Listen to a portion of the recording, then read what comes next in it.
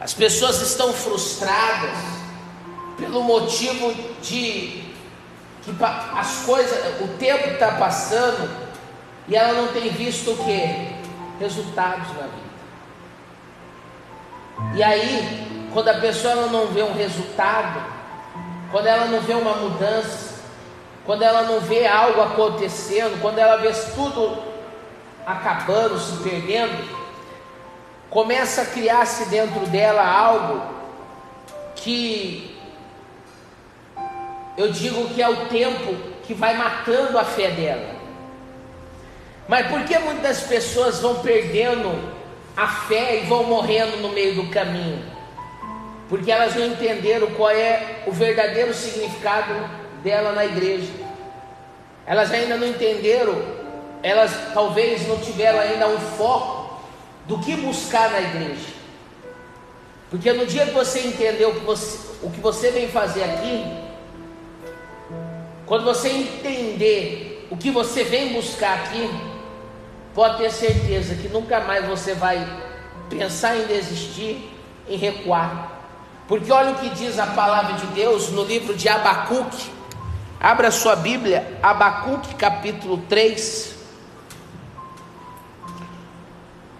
Abacuque capítulo 3. O versículo é o de número 17. Se você diz, pastor, nem sei onde está esse livro na Bíblia, nem sabia que existia. Se você abrir lá no último livro do Velho Testamento, que é Malaquias, você vai voltar ao livro de Zacarias, Ageu, Sofonias. Aí você vai achar Abacuque. Isso. Quem achou, diga amém. Isso. Abacuque, capítulo 3, versículos 17 e 18. Nós vamos ler. Diz assim, ó: porque ainda que a figueira não floresça, nem haja fruto na vinde, ainda que decepciona o produto da oliveira, e os campos não produzam mantimento, ainda que as ovelhas da malhada sejam arrebatadas, e nos currais não haja gado, todavia eu me alegrarei no Senhor, exultarei no Deus da minha sal. Digam glória a Deus. Olha aqui, aqui a palavra de Deus está dizendo que ainda que a figueira não floresça, ainda que não haja fruto na vide, em outras palavras, ainda que não aconteça nada, que não mude nada a sua vida, e mais, ainda que decepcione o produto da oliveira.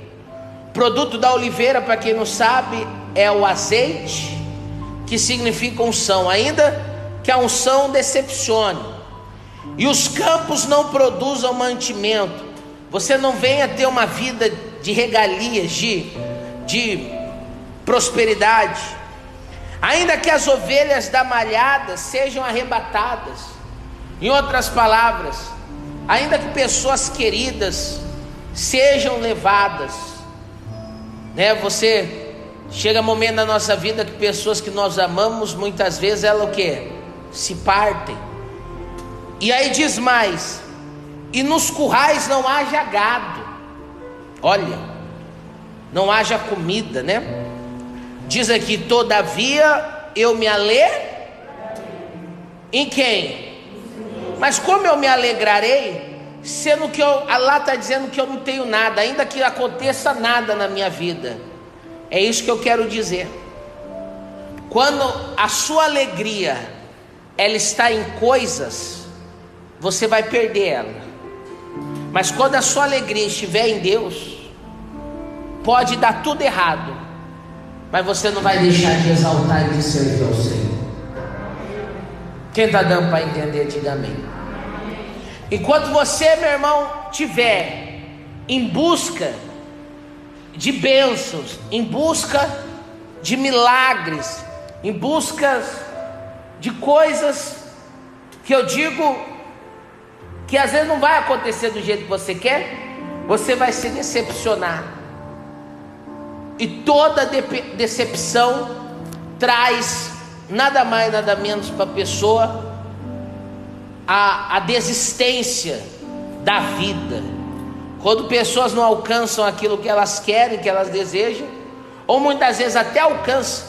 Já viu a pessoa que lutou tanto para conquistar uma coisa, depois que conquistou, ela para e fala: pensei que isso me traria uma alegria, mas não traz, porque a nossa alegria não vem disso.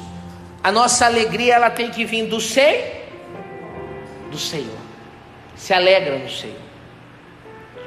E quando eu leio nisso, eu estava meditando sobre a história do Saul, o primeiro rei de Israel. Eu não vou mandar você abrir, porque a leitura é muito grande, e se eu for ler aqui, nós vamos passar muito tempo lendo, e eu digo que aqui é uma escola. Por isso você leia a história lá em 1 Samuel. Você lê 1 Samuel todinho, que você vai entender bem a história do Saul e de outras pessoas importantíssimas da Bíblia ali. Mas a Bíblia Sagrada conta que quem levantou o Saul para rei foi Deus. Eu já vi pregadores dizendo que foi o povo. Já vi outros pregadores dizendo que foi Samuel. De forma alguma. Quem levantou, lógico que quem pediu um rei foi o povo, e quem era o profeta para ungir era Samuel. Mas quem escolheu o Saul foi o próprio Deus. A ponto que para Deus escolher o Saul, a Bíblia Sagrada diz que as jumentas de seu pai se perderam, e ele saiu numa caminhada longa atrás do que? Dessas jumentas, procurando, batendo de casa em casa, indo de cidades em cidades, saber se alguém tinha visto as jumentas de seu pai. Até que uma pessoa disse para ele: ó, vai a Samuel, o profeta, que ele vai conseguir te ajudar. E ele foi. Só que mal ele sabia que as jumentas tinham se perdido pelo próprio Deus. Deus fez ele perder as jumentas e ir atrás, para que ele chegasse até Samuel, para que Samuel pudesse ungir como rei. Quem está dando para entender, diga amém. Então o objetivo de Saul chegar até Samuel foi por ele ir atrás de jumentas. Aí eu te faço uma pergunta: não é bem isso que é nós? Quantas pessoas não chegam aqui porque elas perderam algo? Elas perderam algo, e elas vêm buscar em Deus a resposta, recuperar o que elas perderam. Quantas pessoas não chegam na igreja porque elas perderam o emprego, outras porque perderam o trabalho, porque perderam a fonte de renda, outras vêm na igreja porque perderam o casamento, outras porque perderam a saúde, e assim vai o tanto de perda. Todo mundo chega na igreja porque perdeu algo e quer encontrar muitas vezes, quer recuperar, quer alcançar, quer ter de volta. E assim foi o caso de Saul. Saul foi até o profeta porque ele tinha perdido as jumentas, e ele queria encontrar.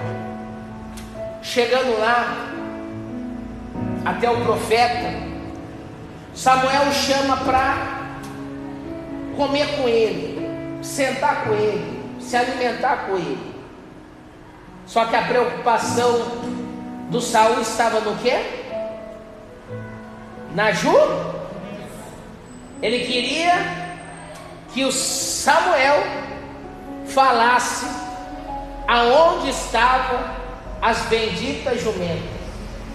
E por esse motivo ele não, talvez, comeu direito. Até um ponto que o Samuel vira para ele e diz assim: fique em paz, coma.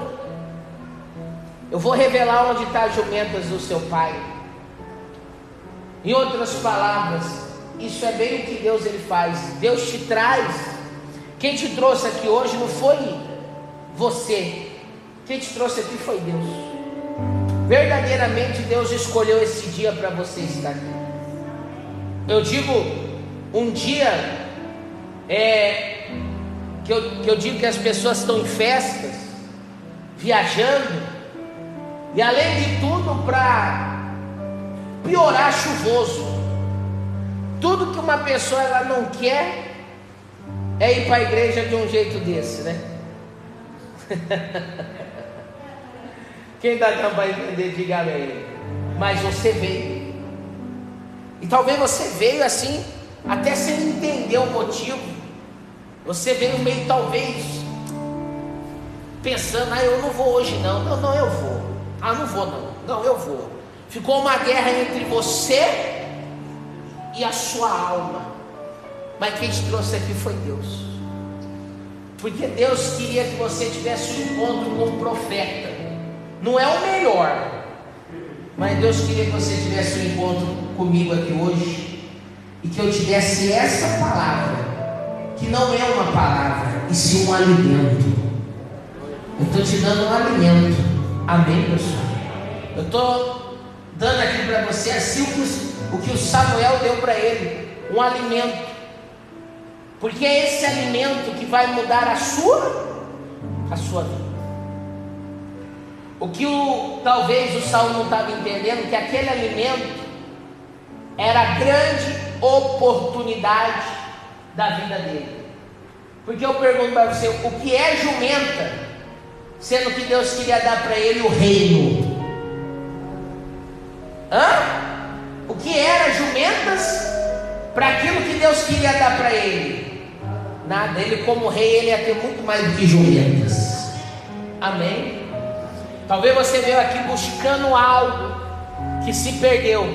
Deus tem além de tudo aquilo que você perdeu, em nome de Jesus. Mas muitas vezes nós não damos importância ao alimento. Eu digo, irmão, que as pessoas elas estão buscando coisas erradas, e aquilo que ela tem que buscar, ela não dá valor. Eu falava isso hoje no culto da manhã, nos dois, porque o irmão Jorge, ele não consegue vir de manhã porque ele tem trabalhado. Então aí nós estamos não tendo louvor com aqui a banda, a gente tocando. E aí eu estava dizendo, né, de manhã eu fiz aqui uma busca com o povo, que não é hipocrisia. Eu vi gente chorando, pessoas, sabe, se arrependendo. Eu perguntei quem sentiu algo diferente, várias pessoas levantando a mão. Aí eu disse para elas, falei assim: tá vendo? Mas muitas pessoas acham que para ter isso precisa de uma banda. Não precisa de uma banda. O que precisa é você ter um coração aberto. A banda é bacana, é algo bonito, mas o que precisa é você saber o que você veio buscar. As pessoas elas não entenderam que elas têm que vir na igreja, não é por apresentações, mas sim por causa da palavra. A palavra tem que ser o real motivo de você estar aqui, irmão. Porque quando você ouve uma palavra, tudo muda na sua vida. Compreende o que eu estou falando? Quem está entendendo, diga amém. Você pode ir numa igreja que o pessoal canta muito bonito. Você pode ir na igreja que tem muitas apresentações. Você pode ir numa igreja, meu irmão, que tem coisas, sabe, que, nossa, que legal, que é muito legal. Mas se não tiver a palavra, você foi num lugar vazio, porque o verdadeiro motivo de você vir aqui é você vir buscar uma palavra, o alimento que vai te sustentar e vai te fazer forte no nome de Jesus. Amém? Quem entende isso que eu estou falando, diga glória a Deus. E o Saul talvez não estava entendendo isso, preocupado, até que finalmente ele ouviu, e aquela palavra, né? Logo o profeta revelou onde estavam as jumentas. Ele foi, achou elas, levou para o seu pai, mas junto com o seu pai, ele levou a notícia do que o profeta tinha falado para ele, que Deus estava chamando ele para ser rei de quê? De Israel. Olha que glorioso. Quando você vem na igreja, Deus, e ouve a palavra, Deus começa a mudar algumas coisas, você começa a ter entendimento, sabedoria. Deus vai abrindo aqui a sua mente. Talvez você buscava por coisas erradas, e você começa a buscar pelas coisas certas, e aí você começa a se levantar e se tornar uma pessoa de grande bênção.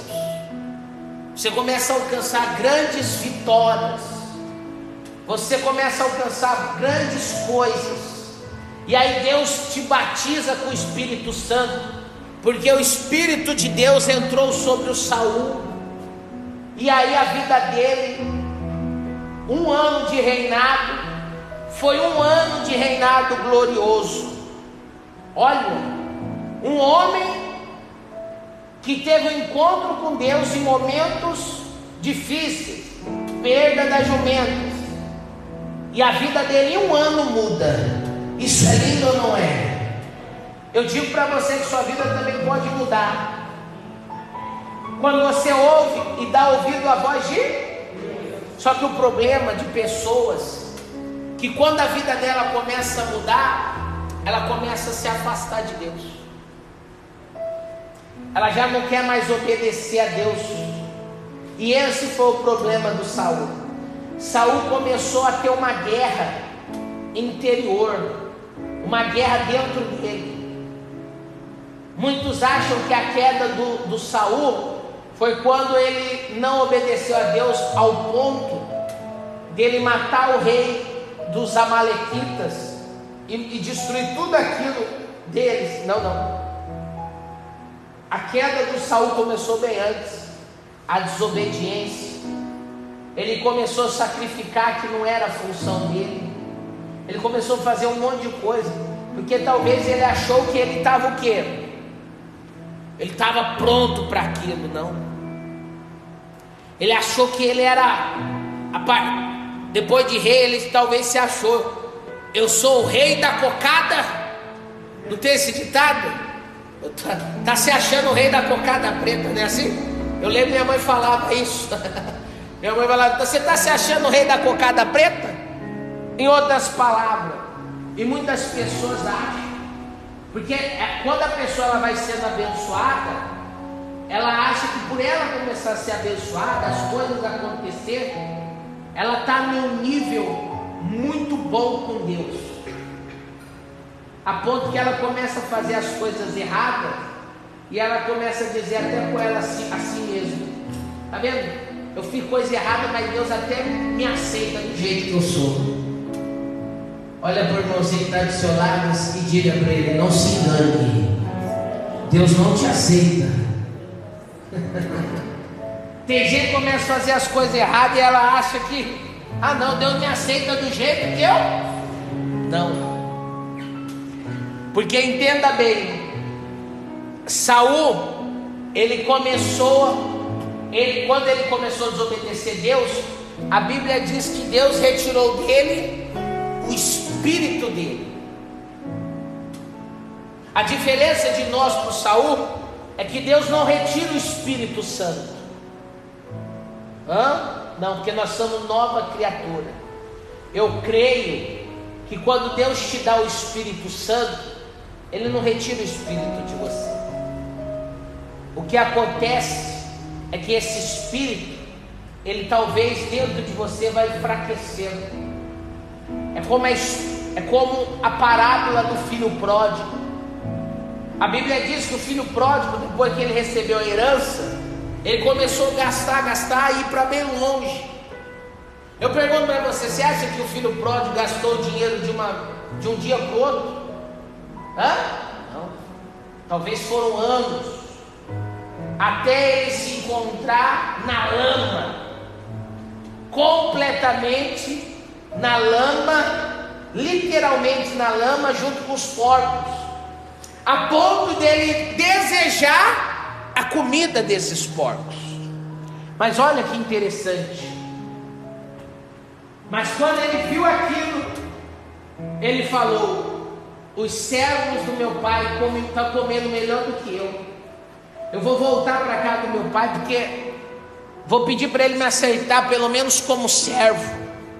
E quando ele volta para a casa do pai, o pai dele não aceita ele como servo, mas como filho. Porque, meu irmão, quem é filho não deixa de ser filho. Amém?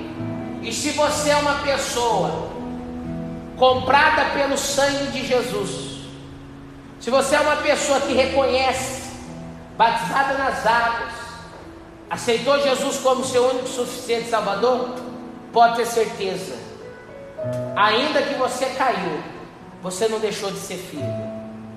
Amém? Você não virou filho do diabo, você continua filho de quem? Mas o problema é que o Espírito que está dentro de você, o Espírito de Deus, ele perdeu forças. Os seus erros foi fazendo que o Espírito de Deus fosse perdendo a essência, a força divina. É que nem antigamente os celulares, quando acabava uma bateria, o que a pessoa ela fazia? Ela tirava a bateria e colocava uma outra, e botava aquela que acabou para carregar, não era assim? Aqueles tijolão. Quem teve aqueles celulares tijolão? A irmã ali teve. Meu pai teve, irmão. O celular era maior do que ele, e quando ele saía, ele levava as duas baterias. Estou mentindo, dona Ivanilda? Não é isso? Ele levava as duas baterias, porque quando uma acabasse, ele tirava e colocava a outra. Só que hoje os celulares, eles ainda carregam bateria, e às vezes trocam, quando dá um problema na bateria, ele vem e troca. Mas quando hoje uma bateria de um celular ele acaba, o que você tem que fazer? Colocar ele na tomada. Colocou ele na tomada, em poucas horas ela carrega o quê? A do outro tinha que ficar, irmão, um dia inteiro carregando. Essa não, em horas carrega. E não precisa trocar, não precisa tirar. Carrega ele, com ele prova. Aquele antigo não dava nem para usar, porque botava ele para carregar, não dava mais para usar. Esse não, esse você coloca na tomada e consegue usar ele na tomada. Olha a evolução. Jesus veio trazer também uma evolução para a nossa vida. Por isso que Ele nos lavou e nos comprou com o teu sangue. Amém? Mas o que eu quero mostrar para você, o Espírito de Deus já não era mais para o Saul. E aí, meu irmão, posso falar a palavra? Posso falar a palavra certa? A vida do Saul virou uma desgraça. Quando você vai perdendo a essência, quando você vai perdendo o temor do Senhor, a presença do Senhor, pode ter certeza que a sua vida vai virar uma desgraça. Por quê, pastor? Porque você vai perder o foco daquilo que você tinha que buscar, que é Deus. Porque o Saul, quando ele perde o Espírito de Deus, a vida dele começa a ficar uma perturbação. E sabe o que essa perturbação trouxe?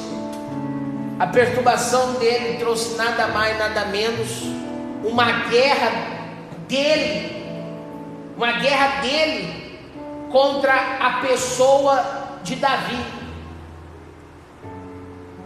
Porque o Espírito, e olha que ele nem sabia disso, que que o Espírito de Deus tirou dele e falou para Samuel: ó, vai lá e unge Davi, que ele vai ser o próximo rei. Mas o Davi só podia assumir o reinado quando Saul o quê? Morresse. Eu te faço uma pergunta: quem era o principal a querer a morte um do outro? Você acha que o Saul tinha que querer a morte do Davi? Ou o Davi que queria ter a morte do Saul? Era o que o Saul queria. Mas quem tinha que querer a morte do outro era o Davi. Porque se o Saul morre, ele assume o quê? O reino. Mas não. Davi não quis, meu irmão, ver a morte do Saul. Davi nunca planejou a morte de quem? Pelo contrário, ele fugiu. Ele teve oportunidade, mas ele fugiu. Já Saul, eu digo, irmão, que a vida do Saul parou. A vida do Saul se acabou, porque ele ficou 24 horas atrás de quem? Do Davi, para matar ele. Como se a culpa de tudo que tivesse acontecido com ele fosse culpa de quem? De quem? Do Davi. Já viu quando pessoas começam a ficar desse jeito? Pessoas, quando elas começam, quando elas perdem tudo, porque vai perdendo pela falta da presença de Deus, pela falta da comunhão com Deus, pela falta da obediência a Deus, ela vai perdendo as coisas, e aí ela quer começar a achar culpados. E pior, que ela começa a ficar com fúria de coisas que não tem nada a ver. Ela começa a focar a vida dela naquilo, ela perde o objetivo. Ela perde completamente o objetivo. E é onde ela começa a desfalecer, morrer, ficar perturbado. Você lê lá, se você lê a história do Saul, ele já não conseguia dormir mais. Para, meu irmão, você entender, ele buscou a feiticeira para falar com ele. Olha, ele ficou louco. Pessoas, quando vão perdendo a presença de Deus, fica desse jeito. É a pessoa que fica com um negócio de vingança de alguém. Não, eu estou necessitada por causa daquela pessoa. Aquela pessoa fez isso comigo, aquela pessoa fez aquilo outro, aquela pessoa fez uma maldade. Não, eu não sossego enquanto eu não ver ela pagando com a mesma. Para com isso, irmão.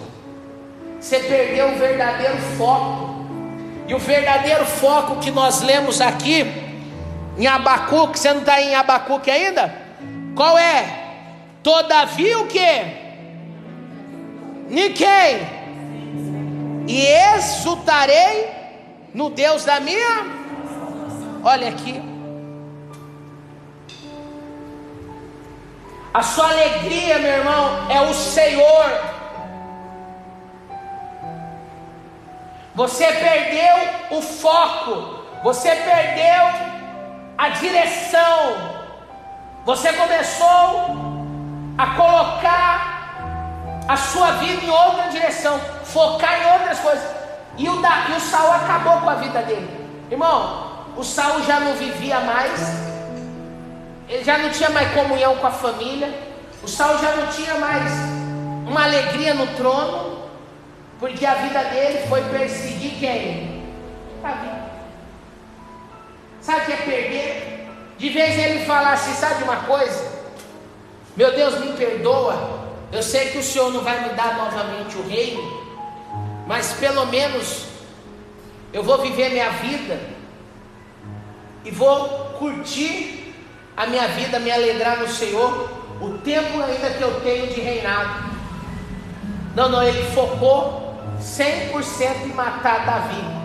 Talvez ele achou que se ele matasse o Davi, ele ia continuar o quê? Reinando. Tem gente que é bem isso. Irmão, a sua alegria não está no que você quer, no que você tem, no que você almeja. A sua alegria tem que estar em quem? No Senhor. Se alegra no Senhor.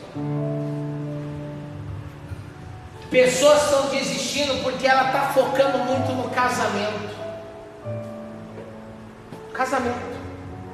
A pessoa ela tem focado tanto no casamento, ela tem focado tanto no marido, na esposa, e ela não vê uma mudança de uma das partes.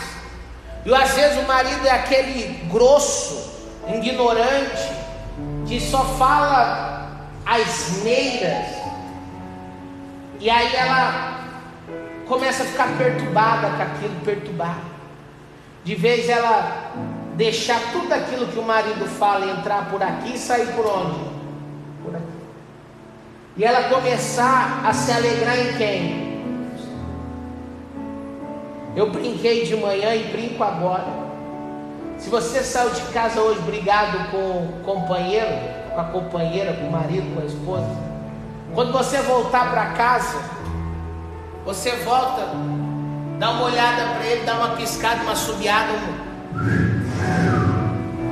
te amo. Pronto. Vença isso. Porque você veio se alegrar na presença. A minha alegria não está no meu marido, não está na minha esposa. Ponto. Já viu a pessoa que ela trabalha que nem um condenado? Não, eu preciso comprar minha casa, eu preciso comprar minha casa. Irmão, não vive a vida, não busca a Deus mais de tanto, não. Tem que fazer as coisas, tem que acontecer. Não estou dizendo que não tem que trabalhar, tem que trabalhar. Olha para o irmão que está do seu lado. O preguiçoso só deseja, mas nada alcança. Mas também não é, meu irmão, só trabalho, esquecer tudo e só trabalho. A minha alegria vem de quem? Eu conheço gente que trabalha em 3, 4 empregos para comprar uma casa. O foco da pessoa é comprar uma casa. Sabe o que vai acontecer? Por ela trabalhar tanto, se exaustar, ter tanta exaustão, eu não sei se é isso a palavra, ficar exausta, né? Estressada, ela vai comprar a casa e vai morrer, e vai ficar ainda para os outros. É ou não é? Estou certo ou estou errado? Não era o que eu queria falar, mas saiu isso mesmo, então fica nisso. Essa é a realidade. Aí por aquilo que você tanto desejou, se perdeu. Irmão, muda o foco. Começa a se alegrar no Senhor. Pastor, mas eu vou ficar completo se eu conseguir minha casa. Se alegra no Senhor, que a casa Deus prepara. Deus prepara tudo. Às vezes tem gente que está focado muito nas suas coisas, está deixando de buscar a Deus. Vai chegar um momento que você vai se decepcionar, porque você está focando na coisa errada. Você está dando para entender? Porque quem manda tudo, tudo está debaixo da mão de quem? A sua alegria tem que estar em Deus, não em filhos. Tem gente que a alegria da pessoa está nos filhos. A pessoa ela faz esforço, pastor, meu filho, isso. Para de ficar, meu irmão, focado nos filhos. Foca a sua alegria em Deus. Porque, irmãos, se você focar nos filhos, você vai se decepcionar. Ontem eu fiz um atendimento com uma senhora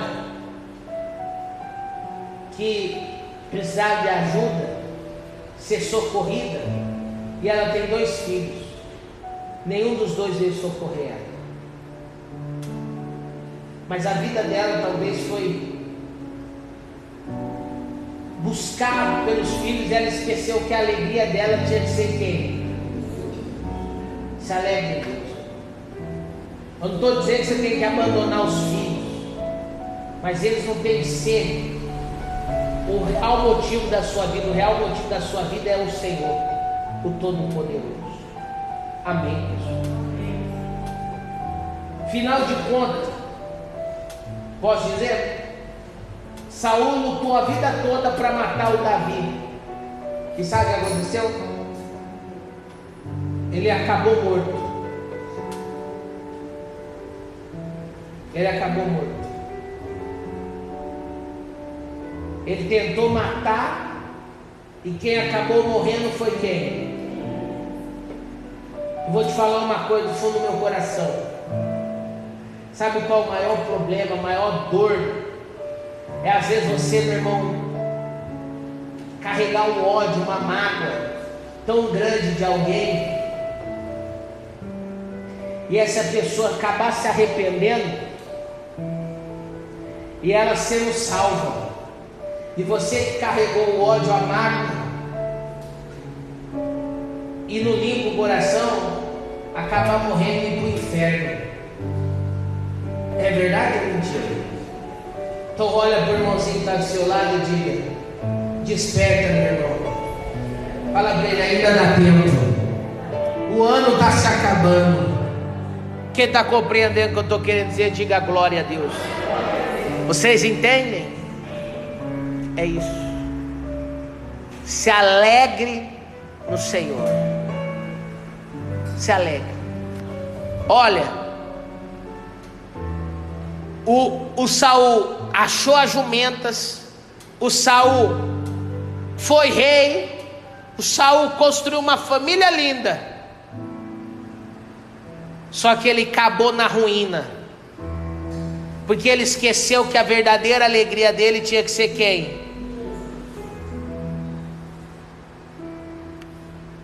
Vocês entenderam? Sim ou não? Não deixe de se alegrar em quem? Não estou dizendo que não tem que buscar, lutar pelas coisas, tem. Mas o verdadeiro motivo de eu estar aqui tem que ser o Senhor Jesus. Muda o foco. Muda. Que nem a minha alegria não é ser pastor. É um prazer ser pastor. Mas a minha alegria é servir a quem? A Deus. É se alegrar em Deus. A minha alegria não é o tamanho da igreja que eu sou pastor. Não é para a quantidade de pessoas que eu prego. Hoje de manhã, às 8 horas da manhã, tinha muito mais gente que agora. Até o culto das 10 hoje tinha muito mais gente do que agora. Mas com a mesma alegria que eu preguei nos 2 cultos da manhã, eu prego agora. Porque minha alegria não está na quantidade de membros dentro de uma igreja. A minha alegria está em transmitir a palavra de quem? Se alegre no Senhor. Todavia, se alegre no Senhor. Glória a Deus. Quem entendeu isso aqui, diga amém. Diga graças a Deus. Eu convido você a ficar de pé neste momento. Você vai buscar a verdadeira alegria. Você vai buscar o verdadeiro motivo da sua alegria, que é o Todo-Poderoso. Coloque a mão no seu coração. Diga assim comigo: Senhor meu Deus. Diga: eis-me aqui. Diga: eu preciso do Senhor. Diga: tudo o que eu quero é me alegrar no Senhor. Diga: a alegria do Senhor. Diga: a alegria do Senhor é a minha força. Diga: a alegria do Senhor é a minha força. Diga: obrigado, Jesus. Diga: eu te amo. Diga: eu te amo. Então comece a buscar a Deus agora. Oh, aleluia. Eu tenho um Deus que não vai deixar essa luta me matar. o desespero me toma. Por mais pressão que seja a situação, o controle ainda está nas palmas de suas mãos.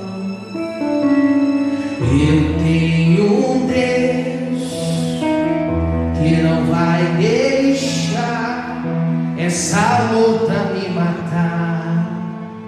O desespero me toma. Por mais pressão que seja a situação, o controle ainda está na palma de suas mãos. O choro dura uma noite, mas a alegria ela vem pela manhã. Eu creio. O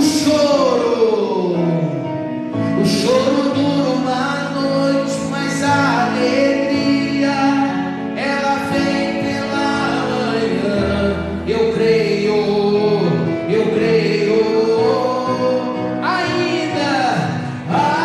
Ainda que a figueira não floresça, que não haja fruto na vide e o produto da oliveira minta, todavia me alegrarei, todavia me alegrarei, todavia,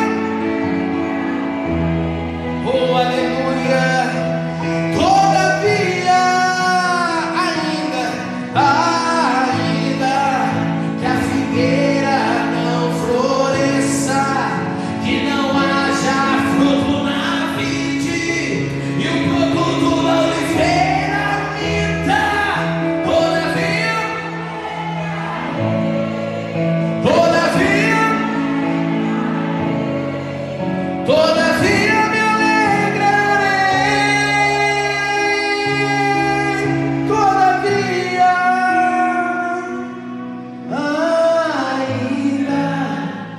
Figueira não floresça e não haja fruto na vide e o produto da oliveira, todavia, todavia, todavia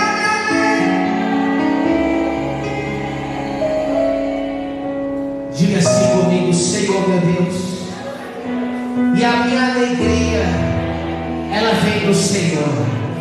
Diga: a minha alegria ela está no Senhor. Diga: muito obrigado por esta noite na minha vida.